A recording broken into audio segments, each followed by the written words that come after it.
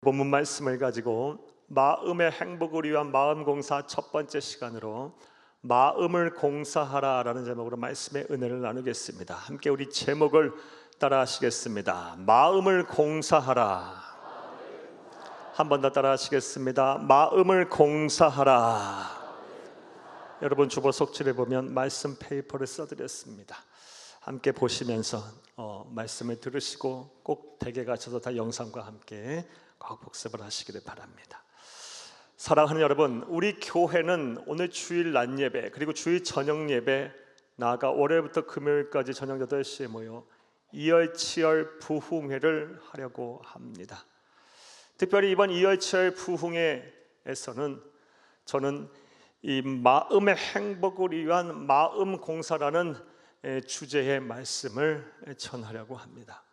부디 말씀을 들으시는 모든 분들, 우리 교회에 속한 모든 사랑하는 성도들이 함께 참여함으로 말씀 듣고 기도하여 여러분의 삶의 문제가 해결받고 무엇보다 여러분의 마음이 천국이 될 수 있기를 간절히 주의 이름으로 축복합니다.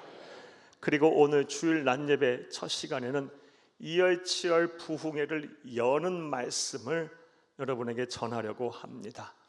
마음의 행복을 위한 마음 공사의 주제를 여는 말씀으로, 먼저 우리가 공사해야 할 마음이 무엇이고 또 왜 우리가 마음의 공사를 반드시 해야 하는지, 2026년 이열치열 부흥회에 이 마음 공사라는 말씀을 왜 들어야 하는지 그 당위성을 차례대로 말씀드리겠습니다. 그의 시간 되기를 다시 한번 간절히 주의 이름으로 축복합니다. 자, 이제부터 시작해 보겠습니다. 사랑하는 여러분, 우리가 마음의 행복을 위한 마음 공사에서 우리가 공사해야 할 마음이라는 것이 무엇일까요? 이 마음이란 무엇인가에 대해서 정의를 내리는 것, 한마디로 정의를 내리는 것이 참으로 쉽지가 않습니다. 왜냐하면 인류의 역사가 시작된 이후에 수많은 종교, 철학 그리고 과학과 의학에서 이 마음이란 무엇인가에 대한 다양한 정의를 내려왔기 때문입니다. 그럼에도 간단하게 말씀을 드리면 다음과 같습니다. 먼저 동양 사상에서는 마음을 다음과 같이 정의합니다. 우리의 생각, 우리의 감정, 우리의 모든 이 의지적인 행동을 포함하는 우리 내면의 모든 일체를 가리켜서 마음이라고 합니다. 그리고 동양 사상에서는 대체로 우리 내적인 마음과 그리고 외부의 모습인 우리의 육체가 긴밀하게 연결되어 있다, 심지어 하나라고까지 주장을 합니다.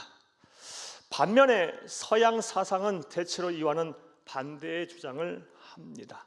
서양 사상에서는 우리의 육체는 물질적인 것이고 우리의 마음은 비물질적인 것이라는 이원론적인 주장을 합니다.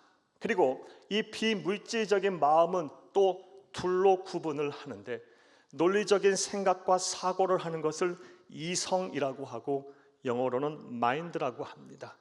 그리고 또 다른 영역인 우리의 감정을 느끼는 부분을 마음이라고 하며 이거를 하트라고 합니다. 나아가서 서양 과학에서는 마음을 다음과 같이 정의를 합니다. 마음이란 우리의 신체 기관 중에 하나인 뇌 활동의 기능과 반응이다라고 정의를 합니다. 즉, 우리가 논리적인 사고를 하는 것과 우리가 감정을 느끼는 것도 외부로부터 들어오는 정보와 자극을 뇌가 받아들이고 그것에 반응하는 활동의 기능이다라고 마음을 정의합니다. 자, 그렇다면 성서시대 고대 히브리인들은 마음을 무엇이라고 생각을 했을까요? 이에 대해서 정확히 우리가 알 수는 없지만 성경 전체를 통해서 합리적인 다음과 같은 유추를 해볼 수가 있습니다. 고대 성서시대 히브리인들이 생각했던 마음은 지적인 영역, 감정적인 영역, 의지적인 영역 모두를 포괄하는 일체의 내면 세계입니다. 쉽게 말해 우리가 지식을 배우고 깨달으며 지식을 저장하는 곳도 마음이고, 우리가 슬픔을 느끼고 기쁨을 느끼는 그 영역도 마음이며, 나아가서 우리가 무엇인가를 선택하고 결정하며 행동으로 하는 모든 의지적인 영역 또한 마음이라는 것입니다. 이것이 고대 히브리인들이 성서시대에 가졌던 마음의 정의, 마음의 영역입니다. 자, 저는 지금까지 간단하게나마 동양과 서양 사상, 그리고 과학과 의학, 그리고 고대 히브리인들이 가졌던 마음이란 무엇인가에 대한 설명을 해드렸습니다.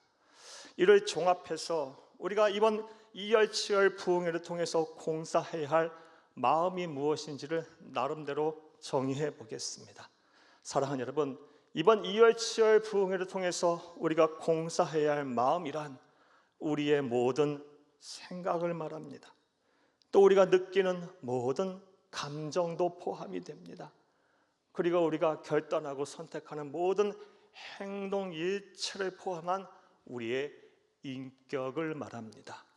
부디 말씀을 들으시는 모든 분들, 우리 사랑하는 우리 모든 성도님들이 이번 이열치열 부흥회를 통해서 여러분의 생각에 공사가 일어나기를 바랍니다. 여러분의 감정에도 선한 공사가 일어나기를 바랍니다. 여러분 의리적인 행동과 결단에서도 하나님의 은혜가 함께 하셔서 공사가 일어나기를 바랍니다. 전 인격적인 변화와 복이 여러분 가운데 임하기를 간절히 주의 이름으로 축복합니다. 한번 따라 하겠습니다. 우리가 공사해야 할 마음이란 우리의 모든 생각과 우리의 모든 감정과 우리의 모든 의지를 포함하는 인격이다. 한 번 더 따라 하시겠어요? 우리가 공사해야 할 마음이란 우리의 모든 생각과 우리의 모든 감정과 우리의 모든 의지를 포함하는 인격이다. 사랑하는 여러분, 다시 한번 여러분에게 축복의 말씀을 전합니다. 이열치열 부흥회 통해서 여러분의 생각과 여러분의 감정이 변화되고 치유되고 또 회복되며 또 아름다운 공사가 여러분 가운데 일어나기를 바랍니다. 그래 모든 의지적인 행동으로 나타나 여러분의 인격이 성숙해지고 하나님 보시기에 정말 합당한 성도로서 거듭날 수 있기를 다시 한번 간절히 주의 이름으로 축복합니다. 자, 저는 지금까지 우리가 공사해야 할 마음이란 무엇인가에 대한 마음의 정의를 내렸습니다. 자, 일단 이제부터 생각을 해보겠습니다. 그렇다면 왜 우리는 마음의 공사를 반드시 해야 할까요? 2026년 이 여름에 왜 우리는 마음을 공사라는 말씀을 꼭 들어야만 할까요? 이제부터 따라 하시겠습니다. 첫째로, 우리의 마음이 쉽게 상처를 입기 때문입니다. 우리의 마음이 쉽게 상처를 받기 때문에 우리는 마음의 공사를 해서 우리의 마음이 쉽게 상처받지 않도록 해야 합니다. 우리의 마음의 집을 건강하게 건실하게 져야 합니다. 그래서 우리는 마음 공사의 말씀을 들어야 합니다. 사랑하는 여러분, 하나님이 창조하신 모든 만물 중에 가장 거짓되고 부패하기 쉬운 것이 마음이라고 절대 진리인 성경은 우리에게 말을 하고 있습니다. 에레미야서 17장 9절을 함께 읽겠습니다. 만물보다 거짓되고 심히 부패한 것은 마음이라 누가 능히 이를 알리오마는. 아멘. 이 세상 창조한 모든 만물보다 가장 거짓되고 심히 부패한 것이 마음이랍니다. 그런데 여기서 부패한이라고 번역이 된 히브리어 원어는 아나슈입니다. 아나슈의 정확한 뜻은 쉽게 낫지 않는 상처와 고통을 말합니다. 따라서 이런 원어적인 의미를 충분히 살려 에레미야서 17장 9절을 다시 직역을 해드리면 다음과 같습니다. 하나님이 창조하신 모든 만물 중에서 가장 쉽게 낫지 않는 상처와 고통을 받는 것이 바로 뭐다? 우리의 마음이라는 것입니다. 사랑하는 여러분, 정말 우리는 마음의 상처와 고통을 참 쉽게 받고 그 받은 상처와 고통이 쉽게 낫지도 않습니다. 사랑하는 여러분, 여러분 생각을 해보세요. 여러분들은 어떠십니까? 오늘도 이 예배 자리에 오기까지 누군가는 또 마음의 상처와 고통을 받고 오셨을 거예요. 이런 여러분들에게 마음에 하나님의 역사가 일어나서 여러분의 마음이 치유되고 회복될 수 있기를 간절히 바랍니다. 이처럼 우리의 마음은 쉽게 상처와 고통을 받아요. 그래서 마음의 공사가 필요해요. 이와 관련해서 다음과 같은 글 하나를 여러분에게 읽어드리겠습니다. 제가 여러분에게 읽어드리려고 하는 글은 세계적으로 저명한 독일의 관계 심리학자이자 현재 상담가인 랄프 제린이라는 분이 쓴 책의 일부분입니다. 한국어로 번역된 책 이름은 쉽게 상처받는 당신의 마음에 대하여라는 책에 쓰여진 글 일부를 발췌해서 읽어드리겠습니다.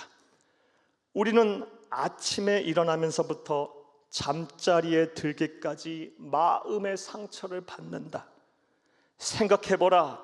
아침에 일어나 거울을 보며 오늘도 힘든 하루를 또 보내야 한다는 생각에 마음의 상처를 받는다. 이후 집을 나서서 교통체증 때문에 상처를 받고 나와는 전혀 상관없는, 아니 한 번도 본 적도 없는 사람의 무심한 태도와 친절하지 않는 말 한마디에도 상처를 받는다. 직장에 출근해서는 상사의 업무 지시에 상처를 받고 자신의 입장만 생각하고 자신의 주장을 앞세우는 사람들에게 마음의 상처를 받는다. 힘든 하루 일과를 마치고 집에 돌아와도 마음의 상처는 계속된다. 오늘 하루 어떻게 지냈느냐는 따뜻한 말 한마디 제대로 할 줄 모르고 그저 늘 자신들의 아쉬운 생각과 말만 늘어놓는 가족들에게 마음의 상처를 받는다.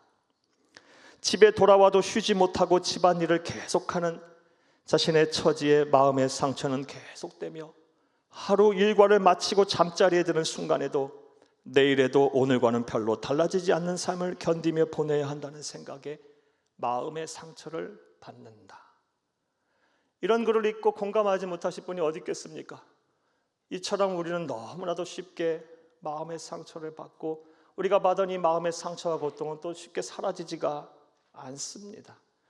그래서 우리는 마음의 공사를 해야 합니다. 그래서 우리가 받은 상처가 우리의 마음을 무너뜨리지 않도록, 우리의 삶을 망가뜨리지 않도록, 우리 공동체의 평화를 깨치지 않도록 우리는 잘 건실하게 우리의 마음의 집을 지어야 합니다.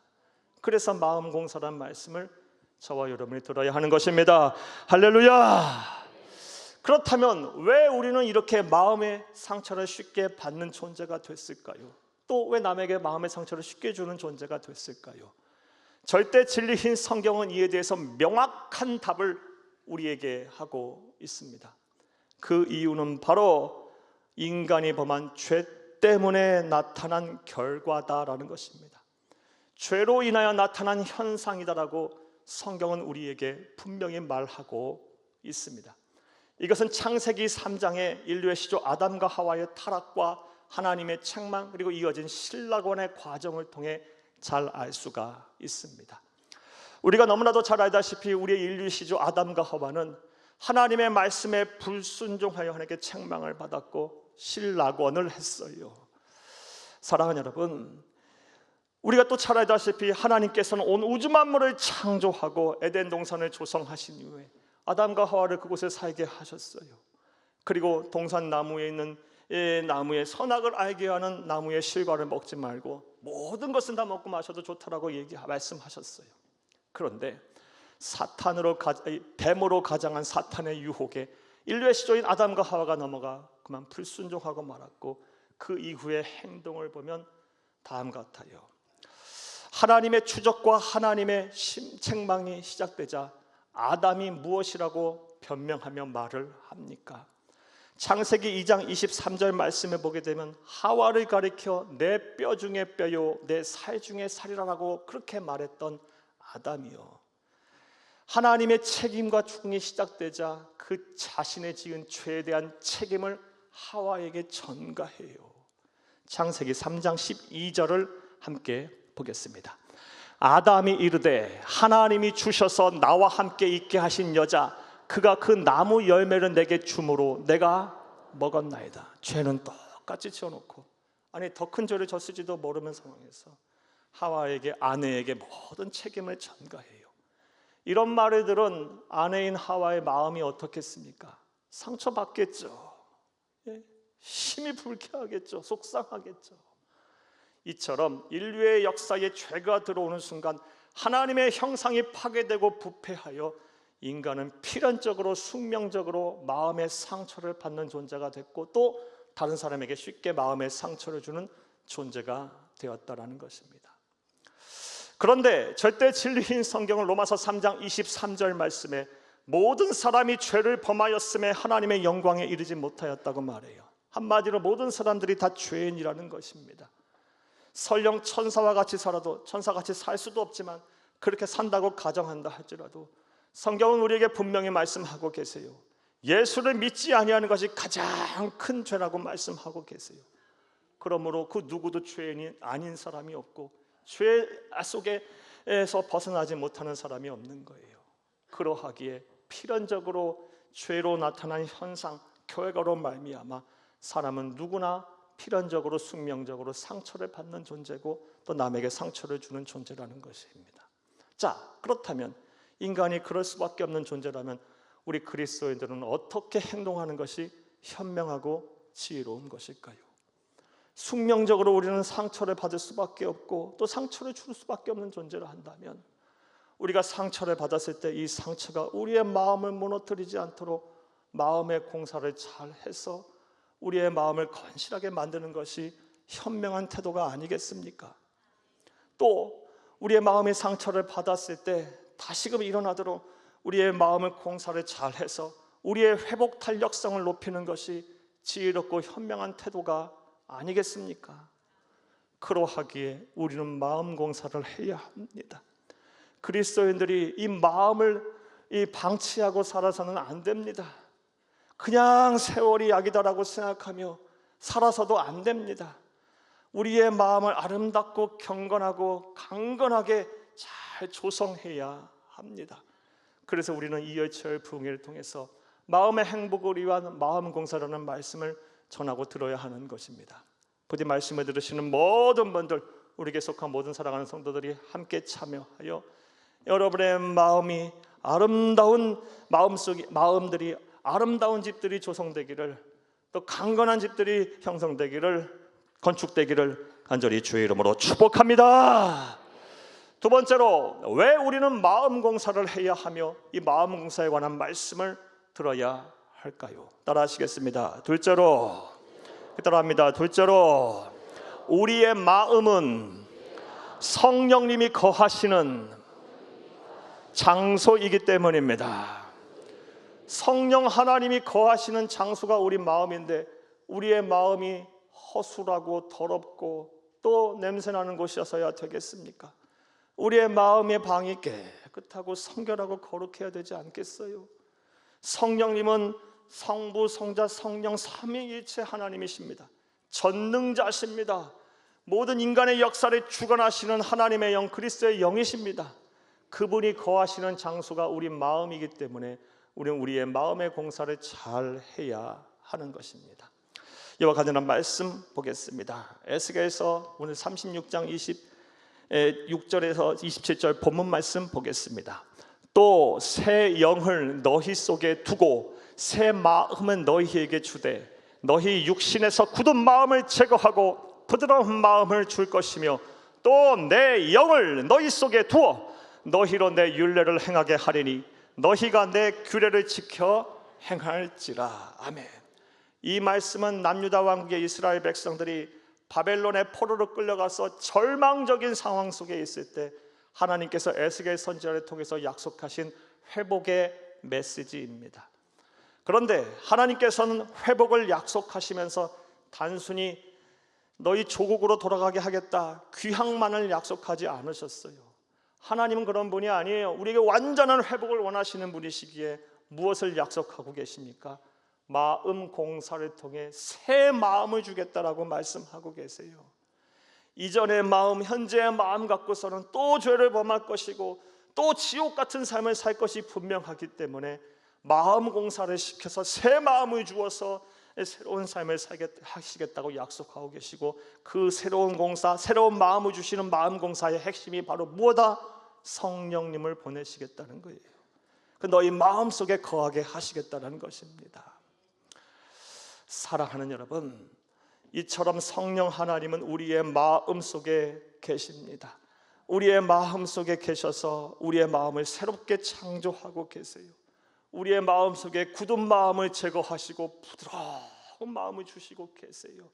이를 온전히 믿는 저와 여러분 될 수 있기를 간절히 주의 이름으로 축복합니다. 자, 그렇다면 이런 생각도 해봐야 돼요. 우리가 어떻게 하면 우리의 마음속에 성령 하나님을 온전히 모실 수가 있을까요? 사랑하는 여러분, 이와 관련한 말씀을 보겠습니다. 사도행전 2장 38절을 함께 읽겠습니다. 베드로가 이르되 너희가 회개하여 각각 예수 그리스도의 이름으로 세례를 받고 죄 사함을 받으라. 그리하면 성령의 선물을 받으리니. 아멘. 성령님을 우리의 마음에 모시는 방법이 무엇입니까? 사랑하는 여러분, 우리가 우리의 죄를 회개하고 예수님의 그리스도로 영접하면, 구원의 확신이 생기면, 천국을 소유하게 되면, 하나님의 자녀, 하나님의 백성, 그리스도의 제자가 되면 우리 안에 누가 들어오신다? 보혜사 성령님이 들어오신다라는 것입니다. 여러분에게 한번 여쭤보겠습니다. 여러분 안에 성령 하나님이 거하심을 믿으십니까? 정말 믿으십니까? 구원의 확신이 있으십니까? 천국에 대한 소망이 있으십니까? 하나님의 자녀라는 정체성이 분명히 있으십니까? 여러분 안에 보혜사 성령님이 거하시는 거예요. 그렇다면 우리가 무엇을 해야 합니까? 내 안에 내주에 계시는 성령님을 잘 모시고 그와 동행하는 삶을 살아야 돼요. 그렇기 위해서는 내 마음의 방이 중요한 거예요.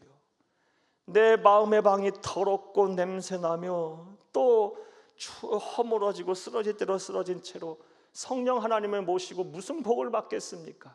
구원은 받겠죠. 영생하겠죠. 하지만 하나님의 백성이 성령 하나님을 잘 모시고 살아야 이 세상 사는 동안에도 복을 받는 거예요. 사랑하는 여러분, 그래서 우리는 마음 공사에 관한 말씀을 들어야 해요. 그래서 우리의 마음의 집을 잘 지어야 합니다. 성령 하나님을 우리가 마음의 방에 잘 모시고 살면요, 참으로 많은 복을 받게 되는데, 그 이야기들은 앞으로 6번에 걸쳐서 여러분에게 하나하나씩 또 말씀드릴 거예요.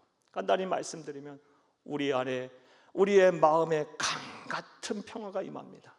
성령 하나님이 주신 이 강같은 평화 여러분 아십니까? 누리고 계십니까?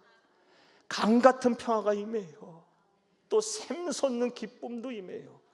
하나님이 주시는 이 성령 하나님이 내주에 계시는 은혜로 말미암아 받게 되는 이 샘솟는 기쁨 여러분 아십니까? 이 기쁨도 우리 성도들이 꼭 누리고 사셔야 합니다. 바다 같은 사랑도 임해요. 이해하지 못할 일 없고 사랑하지 못할 사람 없고, 이 은혜가, 이 사랑이 내 안에 가득하게 되면 용서하지 못할 사람 하나도 없어요. 미워할 일도 없고 사랑할 일만 있어요. 마음은 천국이 될 거예요. 부디 말씀을 들으시는 모든 분들, 우리 재단교회 속한 모든 사랑하는 성도들, 이 열철 부흥회를 통해서 여러분의 마음의 공사가 이루어지길 바라요. 우리 성령 하나님이 거하시기에 부족함이 없도록 마음의 방이 경건하고 거룩해질 수 있기를 간절히 주의 이름으로 축복합니다. 축복합니다. 그래서 우리 마음 공사를 해야 합니다. 세 번째로, 왜 우리가 마음 공사를 해야 하며 왜 이열치열 부흥회를 통해서 마음 공사에 관한 말씀을 들어야 할까요? 따라하시겠습니다. 셋째로, 우리의 마음이 생명의 근원이기 때문입니다. 그래서 마음 공사를 해야 하는 거예요. 잠언 4장 23절 말씀을 함께 읽겠습니다. 모든 지킬 만한 것 중에 더욱 네 마음을 지키라. 생명의 근원이 이에서 남이니라. 아멘. 마음이 뭐다? 생명의 근원이기 때문에 마음을 잘 지켜야 한다라고 말씀하고 계세요. 그렇다면 마음이 생명의 근원이라는 말의 의미는 뭘까요? 이것은 크게 두 가지로 해석을 할 수가 있습니다. 첫 번째 해석은 우리의 마음이 바로 우리 모든 신체 기관 활동의 출발점이라는 것입니다. 사랑하는 여러분, 앞서 저는 서두에서 동양 사상에 우리의 마음, 내면의 세계와 우리의 외면의 모습인 육체가 일치한다, 또 긴밀한 연관성이 있다라는 그런 사상에 대한 설명을 여러분에게 해드렸어요. 그런데 오늘날에 이르러서 동양과 서양 어느나 할 것 없이 몸과 마음이 연결되어 있다는 사실을 부정하는 사람은 없을 거예요. 이것은 우리의 마음의 병이 들면 몸이 아파지는 것을 통해 알 수 있어요. 마음의 병 생기면요, 몸 아파요. 극심한 스트레스와 염려, 근심 속에 살게 되면요, 몸이 아픕니다. 신체 기관 활동이 제대로 이루어지지 않아요. 왜냐하면 마음이 생명의 근원이기 때문에 그래요. 마음이 모든 신체 기관 활동의 출발점이기 때문에 그렇습니다. 이와 관련해서 다음과 같은 글 하나 또 여러분에게 읽어드리겠습니다. 제가 읽어드리려고 하는 글은 2차 세계대전 속에서 나치의 홀로코스트에서 홀로 생존한 유대인 의사인 가본 마테라는 분이 쓴 글이고요. 이분은 당시 상황과 경험담을 토대로 몸이 아니라고 말할 때라는 한국어로 번역된 책을 썼어요. 그리고 이 책의 일부분을 발췌해서 역시 여러분에게 읽어드리겠습니다. 나의 가족들 대부분은 나치에 의해 살해되거나 추방당했다. 나는 극한의 고통을 매일 마주해야 하는 상황 속에서 나의 유아기를 보냈다. 그러다 보니 자연스럽게 자기 감정을 억누르고 고통을 참아내며 부모의 고통을 배려하는 아이가 되었다. 하지만 이러한 나의 유년기와 같은 자기 희생적 대처 방식을 성인이 되어서도 바꾸지 않았더니 몸이 이를 거부하며 스스로를 공격하였다. 또한 나와 같은 고통을 당해 마음의 병이 든 사람들 대부분은 트라우마나 스트레스뿐만 아니라 류마티스 관절염, 알츠하이머병 그리고 암으로 고통받으며 죽어갔다. 사랑하는 여러분, 마음은 생명의 근원입니다. 마음의 병이 들면 몸의 병이 드는 거예요. 이것은 성경이 말하는 진리이기도 합니다. 잠언 17장 22절을 함께 보겠습니다. 마음의 즐거움은 양약이라도 심령의 근심은 뼈를 마르게 하느니라. 아멘. 마음의 기쁨과 즐거움은 우리에게 좋은 약이 돼요. 보약이에요. 보약. 우리의 몸은 건강케 해요. 하지만 우리의 마음의 염려와 근심, 마음의 병이 들면 뼈가 바싹바싹 말라요. 병들어요. 마음은 생명의 근원이기에. 그래서 우리는 마음 공사를 해야 하는 거예요. 그래서 우리의 마음을 강건케 해야 하는 거예요. 어떠한 마음의 상처와 고통과 염려와 근심도 이겨낼 수 있도록 우리의 마음을 튼튼하게 해야 합니다. 이 열철 부흥회 통해서 여러분의 마음이 건강하게 해지기를, 회복되기를 간절히 주의 이름으로 축복합니다. 우리의 마음이 생명의 근원이라는 또 다른 해석은 우리의 마음이 우리의 인생의 성패를 결정하는 출발점이라는 뜻입니다. 사랑하는 여러분, 사람은 누구나 마음 먹은 대로 말하고 행동하고 하게 돼 있습니다.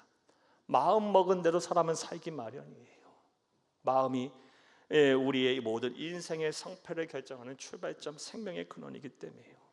선한 마음을 먹게 되면 선한 말과 행동을 하게 돼 있고 선한 사람이 됩니다. 반면에 악한 마음을 먹게 되면요, 악한 말과 행동을 하게 돼 있고 악한 사람이 되는 거예요. 마음 먹기에 달린 거예요. 마음이 생명의 근원이기 때문에, 우리의 인생의 성패를 결정하는 출발점이기 때문에, 따라서 우리는 이 마음 공사를 잘해서 어느 상황, 어떠한 경우라도 우리가 이 마음을 잘 먹을 수 있도록, 그래서 우리의 인생에 악영향을 미치지 않도록 우리가 우리의 마음을 아름답게 잘 조성해야 합니다. 여러분, 마음의 집을 잘 쳐야 합니다. 그래서 우리는 마음의 공사에 관한 말씀을 꼭 들어야 돼요. 변치 않는 하나님의 말씀, 양약인 하나님의 말씀을 듣고 진리인 하나님의 말씀을 듣고 우리의 이 마음의 집을 잘 짓게 되면 좋은 생각, 선한 생각, 바르고 온전한 생각을 하게 될 것이고, 그것이 우리의 삶에 나타나게 될 것이고 우리의 인생을 성공으로 이끄실 거며 하나님을 기쁘시고 사람들에게 칭찬받는 참된 성도로서의 삶을 살게 하실 거예요. 부디 이러한 은혜와 복이 여러분 가운데 충만히 일어나기를 간절히 주의 이름으로 축복합니다. 축복합니다. 자, 이제 말씀 맺겠습니다.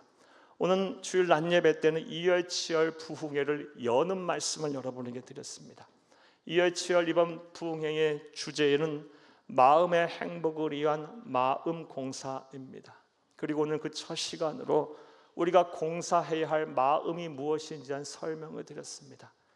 우리가 공사해야 될 마음이란 우리의 모든 생각을 말합니다. 우리의 모든 우리가 느끼는 감정도 포함됩니다. 우리의 모든 의지적인 결정과 선택을 하는 행동 또한 포함합니다. 우리의 전 인격을 말합니다. 이번 이열치열 부흥회 통해서 여러분의 생각이 변화되기를 바랍니다. 여러분의 느끼는 감정이 회복이 되고 치유가 될 수 있기를 간절히 바랍니다. 여러분의 의지적인 행동이 선한 결과로 나타날 수 있기를 간절히 주의 이름으로 축복합니다. 또한 왜 우리가 마음의 공사를 해야 하고 이열치열 부흥회 통해 이 말씀을 들어야 하는지 한 설명도 그 당위성도 여러분에게 말씀드렸습니다. 먼저 우리의 마음은 상처를 받기 쉽기 때문에 그래요. 하나님이 창조하신 세상 그 모든 만물보다 거짓되고 부패한 것이 우리 마음보다 더한 것이 없어요. 우리의 마음은 쉽게 낫지 않는 고통과 상처를 필연적으로 숙명적으로 받을 수밖에 없어요. 우리 모두 죄인이니까요. 그러하기에 그럴 수밖에 없다면 마음의 공사를 잘해서 어떠한 상처, 어떠한 고통을 받더라도 그것쯤이야 하며 넉넉히 이겨내는 우리의 마음의 밭이 되어야 되지 않겠습니까? 또 상처를 입었으면 쉽게 회복이 되는 그런 건강한 마음의 체력을 길러야 되지 않겠습니까? 또한 우리가 마음 공사를 반드시 해야 하는 이유는 우리 안에 성령님이 거하시는 장소이기 때문에 그래요. 성령 하나님을 어디다 모실 거예요? 더럽고 추하며 냄새나는 허물어지고 쓰러지는 마음의 집에 모실 겁니까? 그래서 무슨 복을 받고 무슨 은혜를 누리겠습니까? 마음 공사를 통해서 여러분의 마음의 집이 아름답고 경건하며 성결하게 건축되기를 간절히 바랍니다. 무엇보다 마음은 우리의 생명의 근원입니다. 마음이 건강해야 몸이 건강하는 것이고 마음 먹기에 따라 인생의 상패가 결정돼요. 그러하기에 이번 부흥성회 통해 마음 공사를 철저하고 부탁입니다.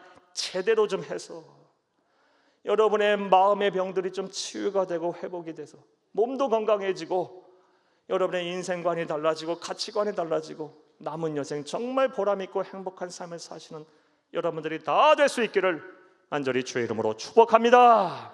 축복합니다. 축복합니다.